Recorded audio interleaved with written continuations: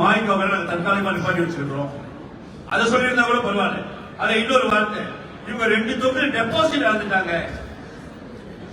எங்க 2 செல்ல டெபாசிட் இழந்துட்டாங்க, ஜெலப்பாக்கையும் வெத்தவர்கள். அதை கேட்டு குரல் எழுப்பிய 8 மாய்க்கா தலைவர்களுக்கு மனமார்ந்த நன்றி.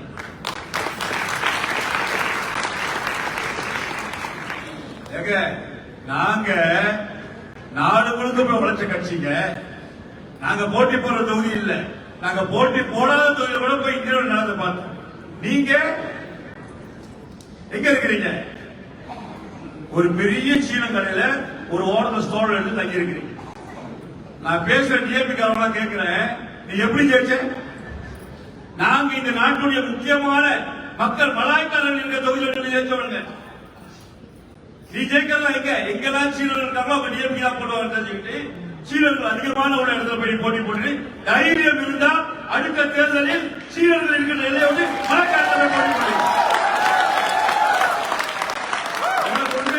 நாட்டு பிரதிநிதித்துவம் இவனுக்கு தைரியம் இருந்தால் இதுவரை நீ போட்டியிடுகின்ற சீனர்கள் அதிகமாக உள்ள பகுதியிலிருந்து வெளியாகி மலாய்க்காரர்கள் இந்தியர்கள் அதிகமாக போட்டி போட்டு ஒரு சீட் ஜெயிக்க இருப்பாங்க. நாங்க டெபாசிட் இழந்தோம், நீ நாட்டோட ஓடிடுவேன். அங்க போய் உட்காந்து சீனர்கள் எல்லாருமே ராக்கெட் தாங்க போட்டாங்க.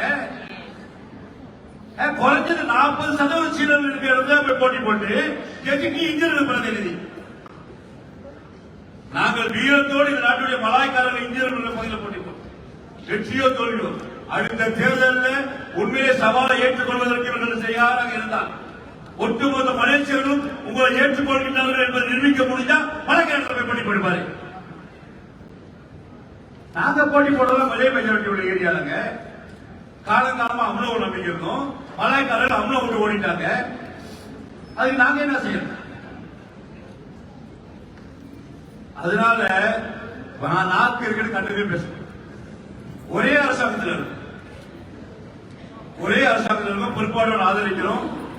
ஆனா ஆடு பகல் குட்டி உருவட்டி வாய்ப்பு வரும்பொழுதெல்லாம் நம்மளை சீடி பார்த்து. ஆக சகோதரிகளை மாய்க்காயை பொறுத்தவரை இது தியாகத்தால் உருவான கட்சி. ஒவ்வொருவரும் எதிர்பார்க்க நம்ம என்ன அடுத்து செய்ய போறோம்.